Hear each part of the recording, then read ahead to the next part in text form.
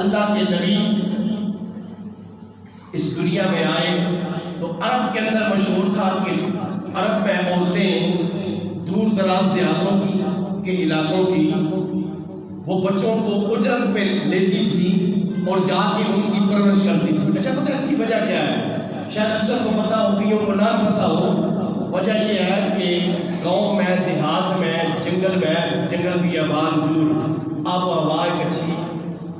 وہ بچے اس لیے بھیجتے تھے کہ اچھی آب و ہوا ہوگی۔ پھر یہ عورتیں اونٹ کا، بکریوں کا یہ خالص دودھ کیا ہے یہ پیتی ہیں۔ جب یہ خالص دودھ، خالص گئی، خالص آٹا، خالص آب و ہوا ان کو ملے گی، یہ عورتیں طاقتور ہیں، اور جب ہمارے بچے ان کا دودھ پئیں گے یہ بھی طاقتور ہوں گے۔ اب عرب کے لوگ کیا کرتے ہیں؟ اپنے بچوں کو سنبھالنے کے لیے دائیوں کو دے دیتے ہیں۔ اب دائیاں آئی کیونکہ یہ ہوتا تھا کہ عرب کے دور میں ایک معلوم ہوتا تھا کہ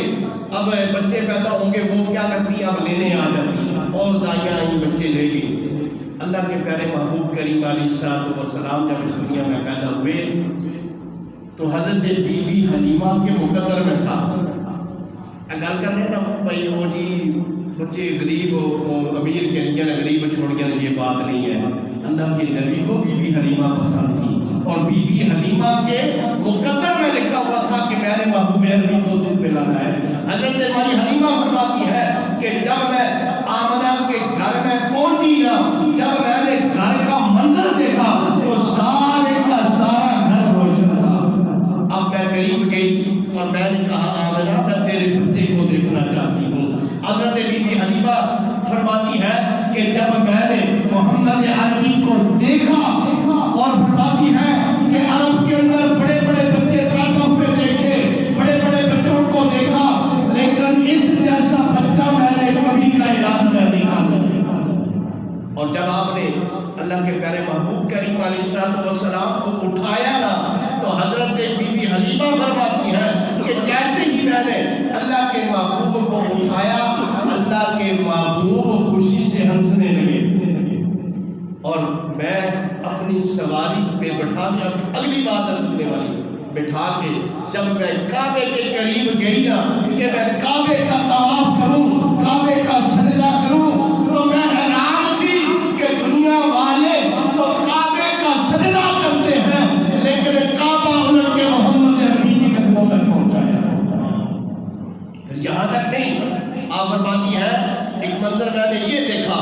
دوسرا منظر میں نے یہ دیکھا کہ جب اللہ کے نبی کو، کیونکہ آج میں اور آپ اللہ ہر ایک کو توفیق عطا فرمائے، جسے ایک دفعہ توفیق دی ہے بار بار توفیق عطا فرمائے، جسے نہیں دی اللہ اس کو بھی جو ہے حج بیت اللہ اور مدینہ المنورہ کی سعادت نصیب کرے۔ سنیے بڑی قابل توجہ بات، اب کیا ہوا؟ اگلی بات حضرت بی بی حلیمہ فرماتی ہے کہ جب میں آمنہ سے لے کے اللہ کے نبی کو حجر اسود کے قریب پہنچی، کیونکہ عرب کے اندر آج بھی اگر بچہ پیدا ہوتا ہے اسے حجر اسود کے ساتھ مس کیا جاتا ہے، حجر اسود کو چمایا جاتا ہے، حجر اسود کے قریب لا کے کھڑا کیا جاتا ہے، اور حجر اسود کے ساتھ اسے مس کیا جاتا ہے۔ حضرت بی بی حلیمہ فرماتی ہے کہ جب میں قریب کرنے لگی حجر اسود کے تو میں نے یہ منظر دیکھا، حجر اسود بیت اللہ سے نکل کے محمد عربی کو چوم رہا ہے، حجر اسود بیت اللہ سے نکل کے محمد عربی کو چوم رہا ہے۔ اور حضرت بی بی حلیمہ فرماتی ہے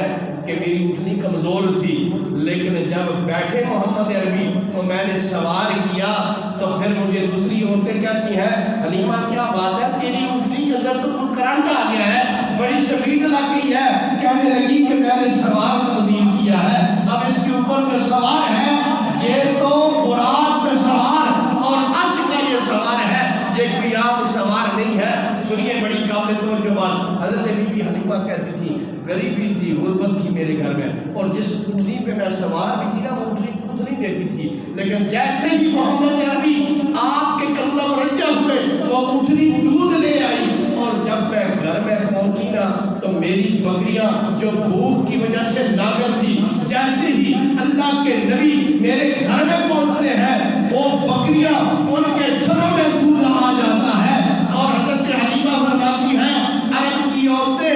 آ کے مجھ سے پوچھتی تھی حلیمہ تو بڑی امیر ہو گئی ہے، ساری رات تیرے گھر میں لائٹ جلی رہتی ہے۔ کہنے لگی کہ لائٹ نہیں ہے،